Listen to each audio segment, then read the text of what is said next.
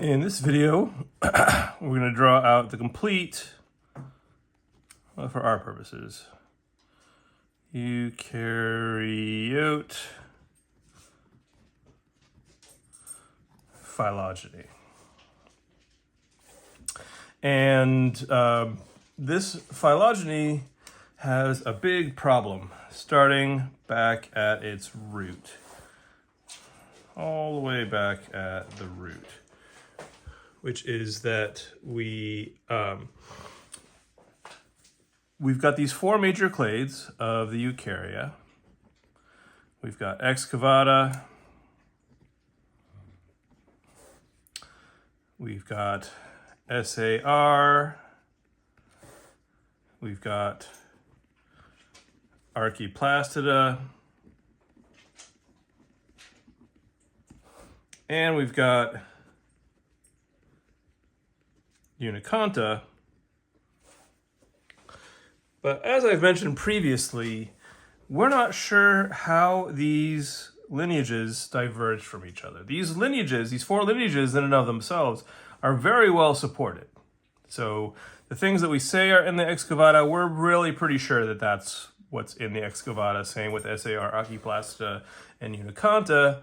But I could mix these four things up, put SAR here, archaeplastida here, uniconta here, and SAR down here, and it would be the same topology because we're not sure how these things diverged from each other. Okay, so that's kind of a lingering issue in systematics.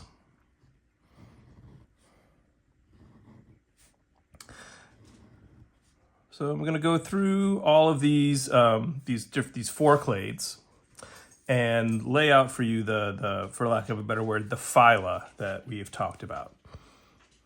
So in the excavata,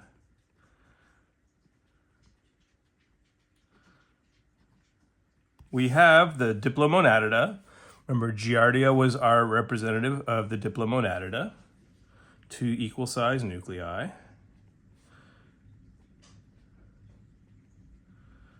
We had the parabasilla. We drew Trichomonas as the representative of the parabasilla. Now, this other branch, so we've got this whole clade, then we've got this clade within that clade, and this clade within that clade. I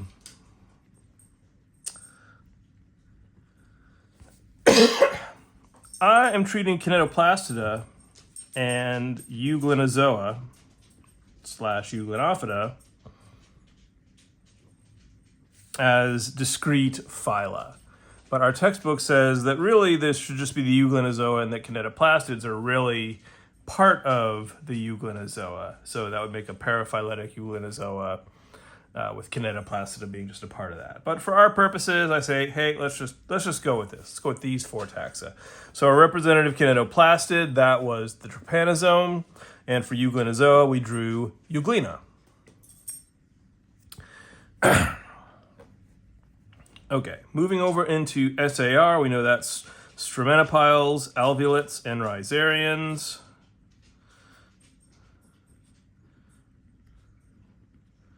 Again, it is fairly well supported that rhizaria were an earlier branching lineage.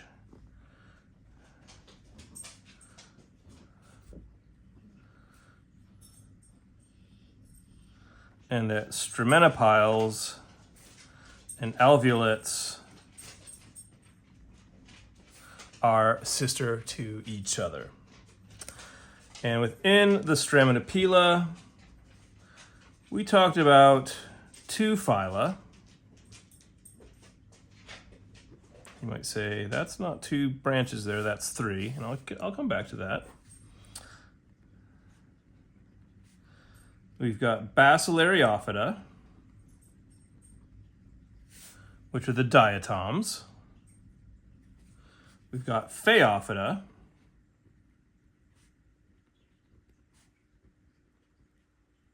which are the brown algae, like our bull kelp that we drew.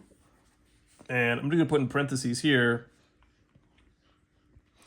because I mentioned them briefly, and we won't talk about them until later, but the Oomycota are part of this Straminopial lineage. So just put a pin in that, or some parentheses around it. Then we get into the alveolata, and hopefully you remember that the alveolata have those complex pellicles. They have those, the plasma membrane is actually several membrane layers that are all kind of bound up together with little bubbles in them, hence alveolata. So we've got the dinoflagellata, the dinoflagellates that have their cellulose suit of armor, the thecal plates. We've got the apicomplexa, which includes things like toxoplasma and plasmodium, the malaria parasite that we drew. And also within the apicomplexa are the ciliates and the Ciliophora, like our paramecium that we drew the other day. Okay, so 2 important phyla of Straminopiles, 3 important phyla of Alveolata, which brings us over to the Rhizaria. And in here, we've got 2 important phyla and another one that we're going to put in parentheses. Put in parentheses jail. We've got the Radiolaria. The Radiolarians, we did not draw them, but these have silicious, silicon dioxide, glassy tests that are very beautiful and ornate. And when the animals are alive, they're the fine perforations. They use axopodia, the needle-like pseudopods, to move around. Contrast that with the foraminifera.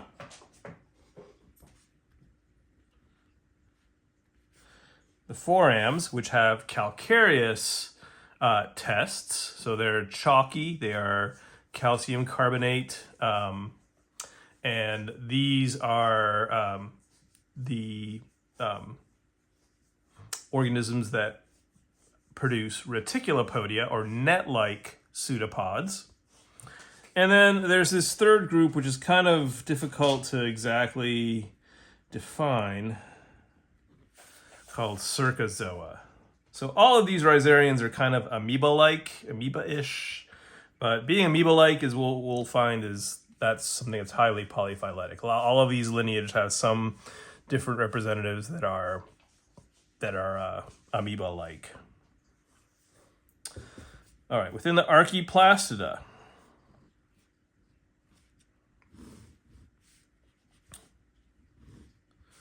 we've got our red algae, Rhodophyta. We also have our green algae, Chlorophyta.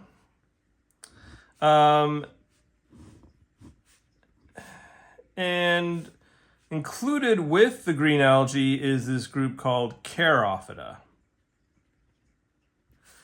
And I'm putting them here in parentheses because the Charophyta are sister to the Plantae. So the plants are in this archaeplastid clade along with the red algae and the green algae. But the reason I have to include the Charophyta in here is because it demonstrates how the Chlorophyta is actually a paraphyletic group. So some systematist, I'm just going to draw a dotted line around this whole clade here, so I can cut it in one place right there.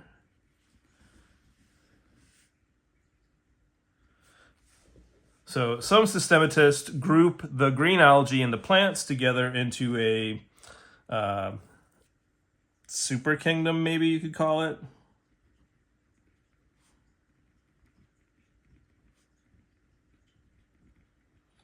Viridiplantae. And verde plantae essentially has the same word roots in Latin as chlorophyta. It means green plant. So these are the green plants. So that includes the green algae plus the plants, because otherwise the chlorophyta is paraphyletic, because it includes all the descendants, or not quite all of the descendants, but almost all of the descendants from this divergence point here. But we have to make a second cut to remove the plants, because plants are not really green algae. There's something different about them. There's a lot of things that are different about plants versus the green algae in the strict sense.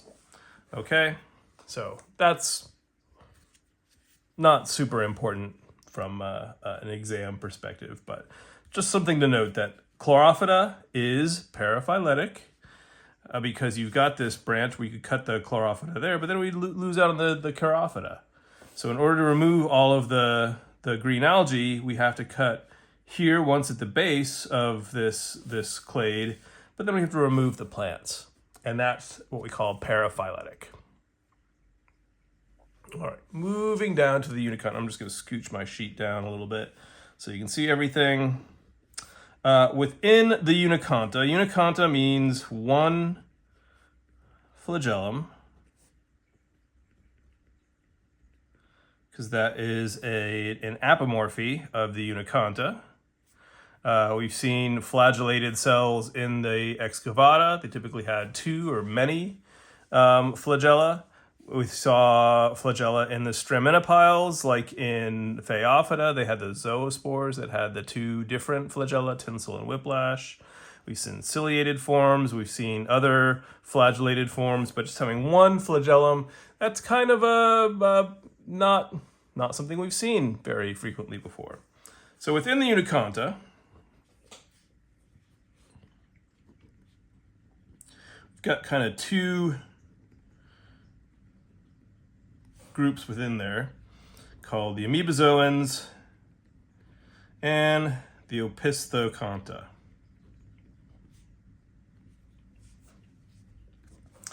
And within the amoebozoans, we kind of have another polytomy here. We're not exactly sure how all these different groups diverge from each other, but we've got this group of slime molds that I've called Myxogastria or Myxogastrida. Just call it Myxogastria here. So that includes the slime molds. Now, we used to call this group entamoeba, or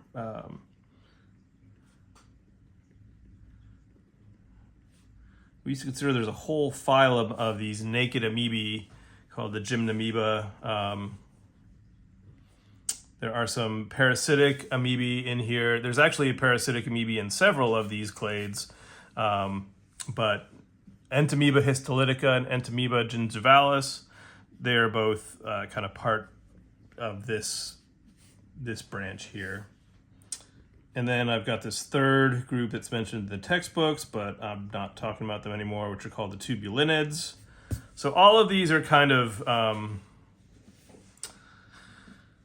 well, they're amoeba-like, but amoeba-like is not restricted to the uniconta by any means. That brings us to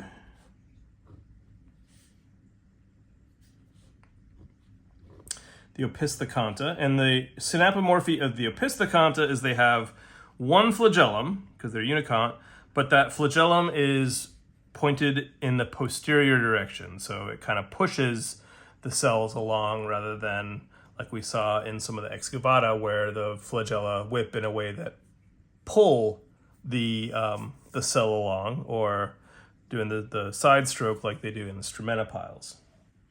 So within the opisthoconta, we've got another group that I'm not going to talk about anymore, which are the nucleariids.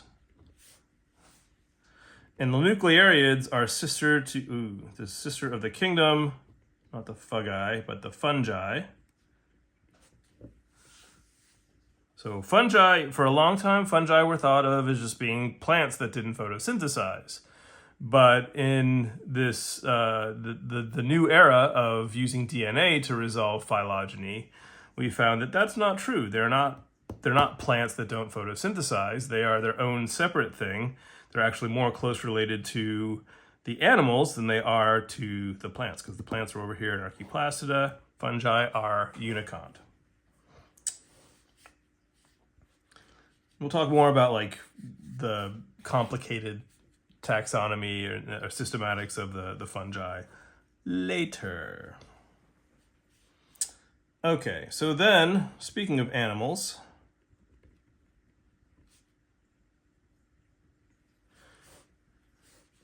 we've got this group here, Metazoa.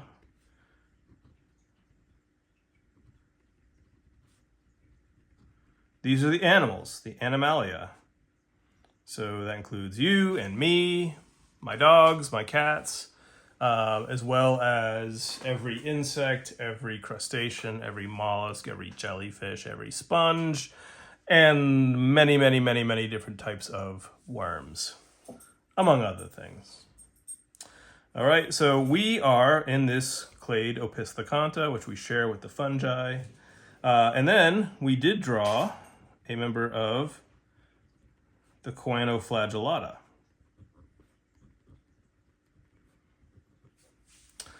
And hopefully you recall that I said, oh, the Choanoflagellata are important because they're single-celled or colonial protists that are sister to, share a clade with, the Metazoa, the animals. And that's important. So I put the nucleariids and the Choanoflagellata in here because if I didn't include them in here, you might erroneously think that this is where, that the root of the Opisthoconta is where we see the evolution of multicellularity within this clade. And the fact that we've got single-celled nucleariids and single-celled Choanoflagellata suggests that no, what's really happened is we've got a couple of different instances of true multicellularity evolving. So we see multicellularity occurring in fungi, we see it occurring in animals, we also see it in plants, we also saw it in the Phaeophyta as well. So multicellularity in the eukaryotes, polyphyletic. It has evolved independently multiple times. Okay, so we are done with drawing the phylogeny part. However, there's something that I want to annotate on our tree here, which is, where do we see photosynthesis? Now, hopefully you remember that eukaryotes became photosynthetic. Is it all in there? Yeah, that's enough of it. Eukaryotes became photosynthetic through endosymbiosis. We also gained mitochondria through endosymbiosis. And which of those do you think happened first? The mitochondria or the chloroplast? Give you just 1 second here to think about your answer before take a little drink of my drink. So mitochondria evolved first. Now, I don't know that because I have some sort of time machine or special calendar that tells me that. It's a logical inference, because where do we see mitochondria? Here, here, here, and here. All eukaryotes have mitochondria, or, as we saw in the excavata, had them and lost them. There's evidence that it's not a never had situation, it's a had and lost situation. Okay, versus photosynthesis, where do we see photosynthesis? Is it in all and every lineage? It's not. So the fact that we see in some lineages but not all of them suggests that either evolved multiple times or it evolved once and then several lineages lost the ability to photosynthesize. Okay, so now I'm going to use this green colored pencil here to indicate where we see photosynthesis in the eukaryotes. And I'm going to start with Archaeplastida. Why? Because when we're talking about photosynthesis, who do you think of normally as the photosynthetic organism? Plants, obviously. And all of the algae are photosynthetic. All of the algae, yeah. So anything that's got phyta in it, so the diatoms, The Phaeophyta, they can photosynthesize. Who else? Dinoflagellates. Some of them are also photosynthetic. And we also saw in the Euglenozoa, they've got chloroplasts too, so they can photosynthesize. And I know the way I draw it, it looks like we've got these 4 dots in a row here, but Euglena is in a whole separate clade from SAR. So don't be fooled in thinking, oh, these things are closely related to each other, because they're very distantly related to each other. To get from here to here, you got to backtrack quite a bit to find the common ancestor that's all the way back here. Okay, so what? Big deal. Who cares? Well, systematists care. Why? Because you might remember from studying photosynthesis back in 1020 or some other intro bio course, photosynthesis is not an easy process to learn. It's much more complicated to evolve photosynthesis, because you need a chloroplast, and that chloroplast has to have thylakoids and a stroma and everything else that goes along with that. So it doesn't seem like the kind of thing that has evolved independently multiple times, but somehow it has. We see it here. We see 3 of our 4 major clades have photosynthetic members. Archaeplastida, SAR, and Excavata all have photosynthetic members that can, photosynthesize. So why do we think this? How do we square the circle of having polyphyletic photosynthesis and complex photosynthesis? Well, originally, before we had DNA to kind of help us resolve these issues, we just kind of said, well, photosynthesis probably evolved once because it is very complex. And how that exactly happened wasn't very clear until Dr. Lynn Margulies came along and proposed endosymbiotic theory. The idea that that chloroplasts and mitochondria were once free-living free-living cells that evolved into organelles. And there's a lot of evidence for that in terms of things like similarities with different bacteria, retaining their own DNA, retaining their own ribosomes, and on and on. So a lot of support for endosymbiosis. Now that was primary endosymbiosis. Primary endosymbiosis is the symbiosis that led to mitochondria and the first chloroplasts in eukaryotes. And where do we see the first chloroplasts in eukaryotes? In the Archaeplastida. The name means ancient plastid. So it is thought that we had one event of that primary endosymbiosis. So we think the mitochondrion first evolved here. From proteobacteria, and we think that chloroplast first evolved here in the Archaeplastida from those cyanobacteria.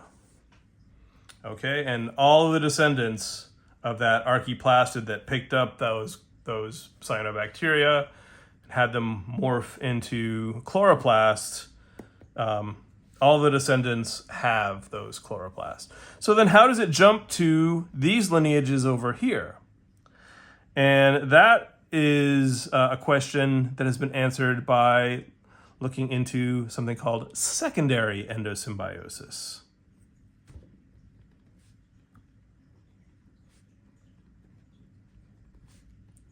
Secondary endosymbiosis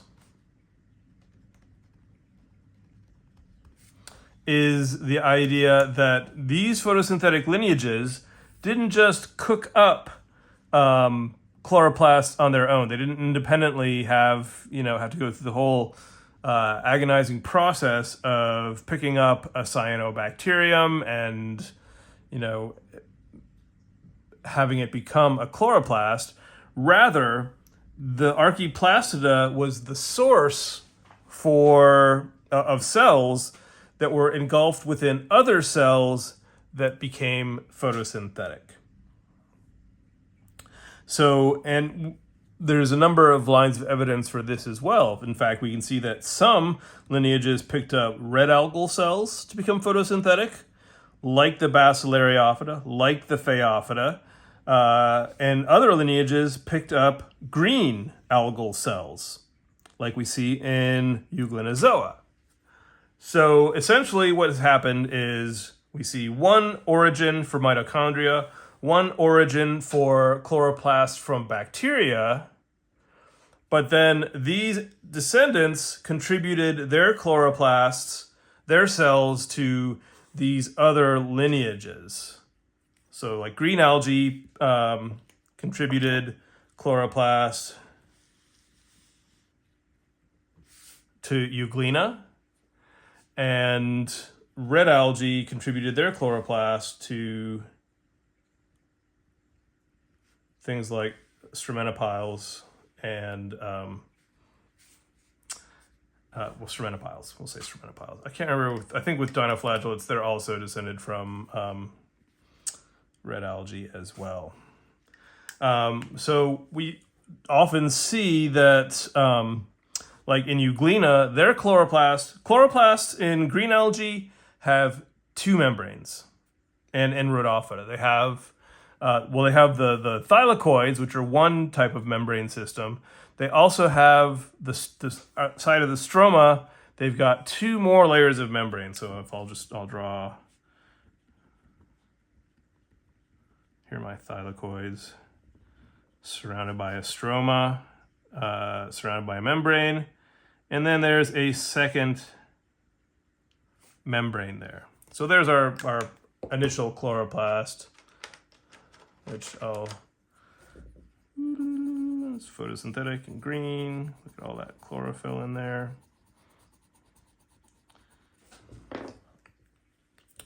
And then when we look at Euglena's chloroplasts, so they've got one membrane, they've got a second membrane, and they have a third membrane. So it's becoming like one of those like Russian Matryoshka dolls, like nesting dolls, layers within layers within layers. So we can see here we've got two membranes surrounding the stroma. And in Euglena, for example, we've got three membranes, because it's like a cell within a cell within a cell.